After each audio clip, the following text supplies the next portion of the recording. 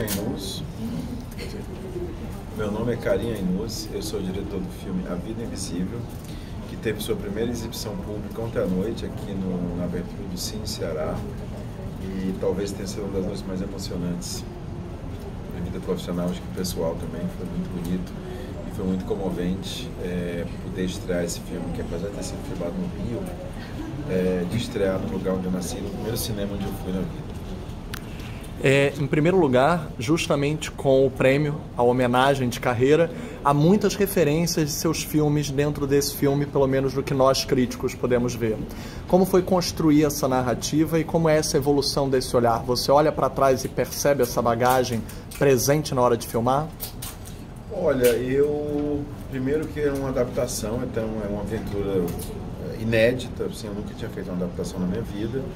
E foi muito divertido, assim, foi simples e tal, mas muito... A sensação de você que tá, sabe quando você está num trapézio, que você salta e tem rede, assim, tinha sempre uma rede ali que eram os personagens, a agenda dos personagens, a história do personagem, né? Porque ela passou anos fazendo aquilo, então quando a gente pega uma adaptação, tem um trabalho que já foi muito feito, assim. A outra coisa que você perguntou com relação a se eu acho que tem traços dos outros filmes nesse filme, eu acho que pela primeira vez em todos os meus filmes, sim, na verdade é o 7º filme e, enfim, em alguns momentos de maneira consciente, alguns de maneira não consciente, assim, mas eu certamente acho que tem não só traços dos outros filmes, mas tem personagens dos outros filmes que reemergem aqui, assim, sabe? Acho que o personagem da Filomena é uma Madame Satã de Sais, acho que o personagem da Guida é um pouco a Sueli, então... O que acontece é que, de fato, tem uma recorrência de personagens e de estilo visual e de textura dramatúrgica, eu acho que não tanto, assim, eu acho que talvez tenha uma coisa que é um desejo de uma imagem, que seja uma imagem menos nítida, assim, que eu acho que está presente. Como você chamou de ruído? Que não é o grão, né? Uma imagem cheia de ruído, assim, que eu acho que é uma imagem que é deteriorada, que é um pouco uma imagem que está em muitos dos outros filmes. O mistério no digital? É exatamente isso, assim, na verdade é o digital como algo não explícito, usar o digital como uma superfície ou um sensor que pode ser dotado de mistério, assim, por isso é destruir a resolução, por isso é escolher uma lente que tem fungo, por isso é subexpor. Então acho que a gente tentou usar o digital como algo que evocasse alguma coisa mais do que te dissesse alguma coisa, né? Então nesse sentido tem isso. Acho que tem um uso de cor também que para mim é muito importante na vida e no cinema, assim. Eu acho que eu jamais conseguiria fazer um filme em branco e preto, por exemplo. Eu acho chato, eu acho, não sei, não me atiça, assim. Então acho que tinha uma coisa de cor nesse filme que já está presente nos outros filmes, assim. Eu me lembro que quando a gente fez a primeira marcação de luz desse filme com a fotógrafa, eu cheguei em casa e falei, tá tão apagadinho, assim. Ele não é um filme sóbrio, né? Ele é um filme que desafina, eu acho que ele é um filme, eu acho que isso está presente em alguns dos outros filmes. E acho que tem um tema nesse filme. É difícil eu dizer o que está presente ou não, porque eu não calculo muito essas coisas de reincidência e tal. Mas eu acho que tem uma coisa nesse filme que é importante também, que eu acho que esse está presente em muitos dos outros filmes, que são esses personagens que deixam e vão embora de casa, assim, e que pagam um preço alto por ter feito isso. A próxima pergunta envolve uma questão estética dessas referências que eu gostaria de trazer à tona. Uma, como você falou, as cores, a iluminação em si, muito presente de maneira sensorial, que a gente vê desde Madame Satã, e a música, claro, também como uma personagem, como a voz da Eurídice. Sem dúvida. E, para completar, a água muito presente no céu de Sueli, muito presente em praia, aquele limite, aquela extensão, aquela distância de personagens. E a água está muito presente mesmo que emoldurando a cena, pegando o corcovado, mas também na metáfora, no peixe do bacalhau na mesa, no peixe que o pai pega na filha, aquele cheiro vai passar para ela quando eles entram em conflito. Como é trazer esses elementos e como foi a cor para fazer a montagem, porque eu achei isso impressionante, principalmente na primeira metade, a construção de personagens nas transições de tempo através das cores. Me fala só a sua primeira pergunta que eu esqueci, era sobre... As cores, a iluminação e a música. Eu acho que a iluminação... Bom, primeiro que eu acho que a gente tem que falar que ele é um filme ele não é uma culinária japonesa, ele é mais uma culinária indiana, entendeu? Ele é todo feito de excesso, então o indiano tem o curry, tem 5 temperos juntos e tal, então ele na largada eu não queria fazer uma comida, eu não queria fazer sushi, eu queria fazer ou então um prato indiano, um pai tailandês, assim, sabe, onde você tem um excesso de coisas assim que desperta um excesso de sensações. Tinha uma outra coisa que era importante para mim, que ele não tivesse cara de real, assim, era muito importante que esse filme ele de fato existisse no mundo meio fabular, no mundo do artificial, assim como a vida daqueles personagens é tão artificial, né? Aquela casa é uma casa artificial, aquela família é artificial, então as relações familiares, elas são, apesar de serem afetivas, elas também são artificiais, então tinha uma coisa que isso me dava a liberdade de brincar com cor, de brincar com excesso e tal. E aí, especificamente falando disso, assim, eu acho que tem... me escapuliu aqui, só um minuto, a coisa do excesso, da cor, que você perguntou, porque era tão importante que você falou antes, me volta de novo. Da música, que é a voz da Eurídice, e da montagem.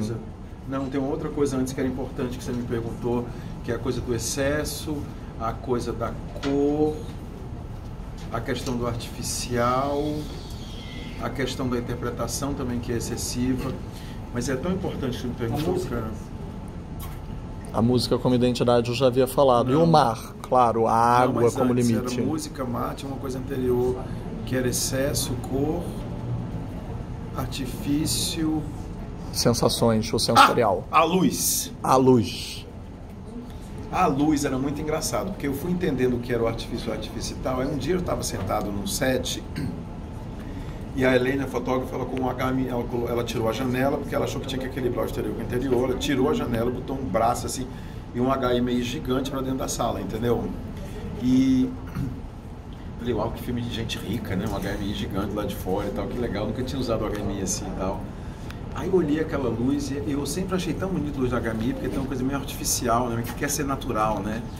Eu disse assim, Helena, você não pode colocar uma gelatina roxa? Porque será que o sol não pode ser um sol roxo? E aí quando for outro dia o sol não pode ser um sol laranja?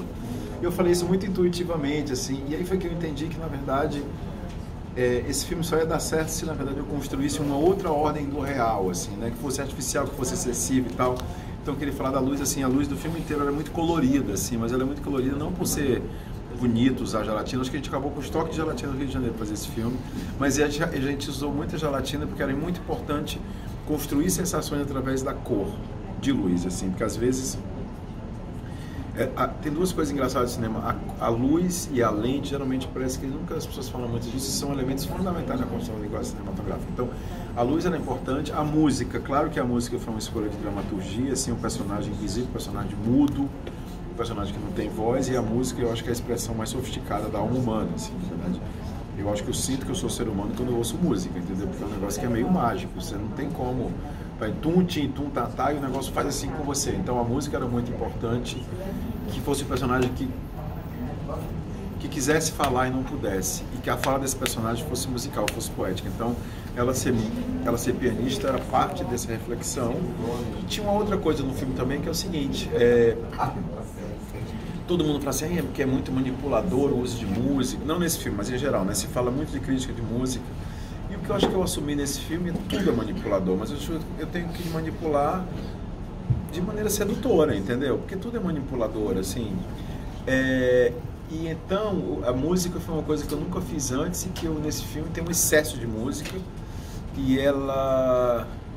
Eu comecei a entender, no momento que eu também comecei a entender que eu estava falando de uma mistura de música, de câmara com ópera. Esse filme tem algo de ópera, né? Ele tem algo de grande, de gigante, de gesto magnífico, assim, e tal. Então, a música eu não tive muito... É isso, não tem que ter medo de nada, né? Quando você tem que ir, go, go, go, assim. Então, a música era muito importante para isso. E você falou de uma última coisa, que era a montagem. Pois é, a montagem era o seguinte, acho que o grande desafio da montagem é como é que você lidar com elipse, né? Sem você ser subserviente, sem você ficar passando a mão na cabeça do espectador, sem você ficar hiper explicando tudo. Então a gente partiu de uma coisa que que é a falta como elemento catalisador. Então, por exemplo, você está num... Mas mas realmente ser um abismo. Você está com um personagem aqui, você corta para esse mesmo personagem, só que daqui a 5 anos, e você no começo você acha aquilo estranho, e depois você vai entendendo que se passaram 5 anos. Ao invés de te pegar pela mão e dizer, olha, agora se passaram 5 anos, entendeu? E eu acho que isso é bom porque isso cria dinâmica. Sabe, como se você tivesse uma música que às vezes você desafina, É como se você estivesse fazendo uma música. Tem um segundo refrão, ou muda point. É música. 2 perguntas rápidas para terminar, elas são diferentes, mas eu preciso fazer rápido por causa do tempo. Uma é os personagens masculinos opressores, a maioria é interpretado por comediantes. Seja o Gregório, seja o Ceilão, o próprio Flávio faz vários papéis de humor, se isso foi intencional. Total. Até a palavra que o Flávio usou foi que ele é um incompetente, então se era para torná-los patéticos na sua prepotência. E se as referências à Central do Brasil foram intencionais. As cartas, aquele momento final parece muito lugar onde ela resgata o menino no final do Central do Brasil. Se foi intencional alguma alusão. Tá. Eu vou responder a primeira pergunta dos comediantes? Não, do Central do Brasil. Cara, assim, eu na verdade eu adentrei o cinema brasileiro contemporâneo através da Central do Brasil. Assim, eu conheci o Valtinho em 1997 e é graças a ele, é por causa dele que eu fiz o Madame Satã, mas a minha relação com o Central não é porque eu amo o Valtinho e que ele é um grande amigo, assim, é por conta de que eu acho que é um dos últimos filmes brasileiros que de fato tiveram um poder de arrebatamento popular, assim, né? O que teve poder de arrebatamento popular depois são filmes que não necessariamente eu acho que foram produtivos politicamente, assim, foi o Tropa de Elite, foi Cidade de Deus, entendeu? E eu me sinto muito mais próximo do Central do Brasil, eu acho que ali tem algo que, enfim, é uma questão de afinidade mesmo, assim, né? Não só de afinidade cinematográfica, mas de afinidade política. Então, só para te contar um pouco da gênese dessa minha relação com o Central. E aí é óbvio que a gente foi ver locação no Rio e dizia assim, pô, tem que ser uma locação da década de 50, todo mundo me levava para uma coisa colonial. Eu falei, não é colonial, é década de 50, arquitetura moderna e tal. E aquele projeto do Rede é um projeto incrível, eu sempre quis filmar lá. E quando a gente foi visitar, eu fiquei realmente impressionado, assim. Tem um projeto que é um projeto de horizontalidade, no sentido de todo mundo ter o mesmo lugar, um projeto de comunidade, entendeu? Tinha uma coisa de utopia ali que não deu certo, mas que deu também, que é um pouco a vida da Eurídice. Então, para mim, imediatamente tinha uma relação entre esses dois lugares, e aí quando eu cheguei lá eu me dei conta, mas isso foi antes da escolha da Fernanda, entende? Então eu queria muito falar, e quando eu escolhi a Fernanda, eu fiz assim, clac!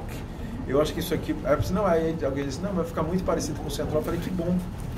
Né? Que bom que seja parecido com o Central e não que não seja parecido, sei lá, entendeu? Com outras coisas as quais eu não respeito tanto.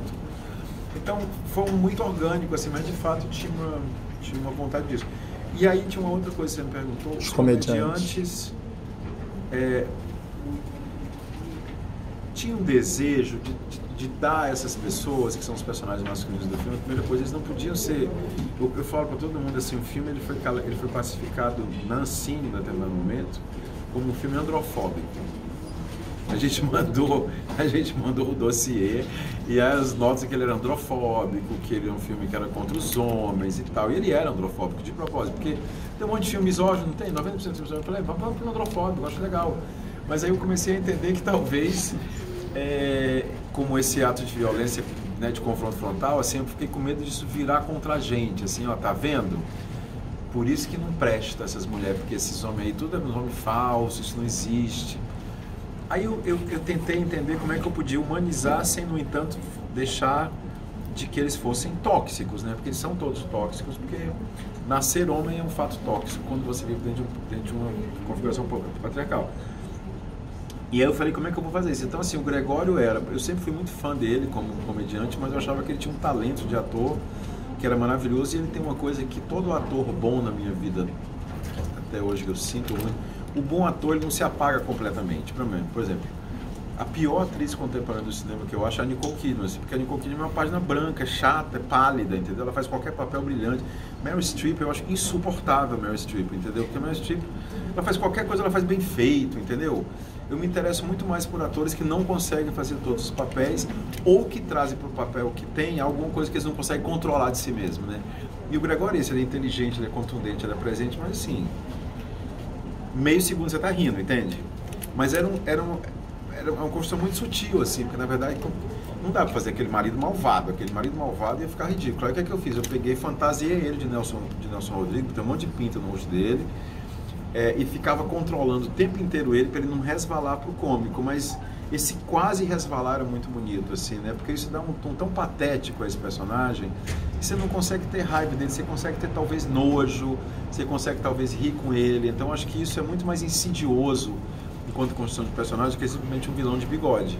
E a outra coisa que eu acho que era importante também nos outros personagens, assim, sim, trazer humor ou trazer o desafino, ou trazer o claudicante. É isso que eu estava falando desse pai português. Esse pai português é um trolha, entendeu? É uma coisa assim que é um homem que não consegue nem pronunciar as palavras direito, tá? Mas ele é muito carinhoso. Então, de um lado, eu usei o antídoto e esse elemento para se criar essa receita do vilão, ou com humor, ou com algo que é um tanto patético e um tanto repugnante, eu acho, assim, sabe? O Gregório, ele é limite repugnante, entendeu? E eu dizia assim, sempre que você gozar, berra, grita, igual um idiota, entendeu? E aí ele fazia isso e era bonito porque também é fofo, né? Aquele homem gritando, entendeu? Então você tem um pouco de pena dele. Então foram coisas que eu fui fazendo e eu me inspirei muito num filme da Claire Denis que chama-se Vendredi Soir, não sei se você viu esse filme.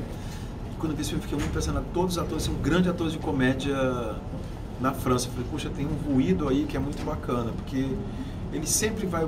Mas era delicado com o Gregório, porque assim, era o tempo inteiro um ajuste fino de regente, assim, porque também não podia ser tão engraçado. Porque daí você deixa de levar o personagem a sério, entendeu? Mas enfim. Perfeito. Obrigado, Karim, de novo.